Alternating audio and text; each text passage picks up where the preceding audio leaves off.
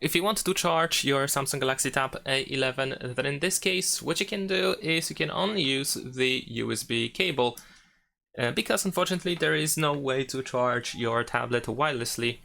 And in this case, we can use anything that provides power through the USB cable. It can be a computer, it can be a power adapter or charger, it can be a power bank or anything similar. Of course, ideally you want to use a charger or power adapter. In my case, I use a Xiaomi 33 watts power adapter with USB-A port, so this is also quite important in this case.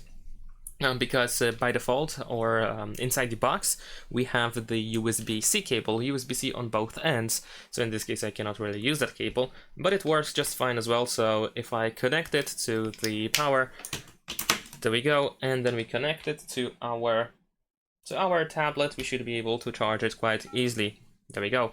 So you want to, like I said, ideally you want to use a power adapter. And this will provide the fastest charging speed, and that's pretty much it. Thanks for watching, leave a like and subscribe.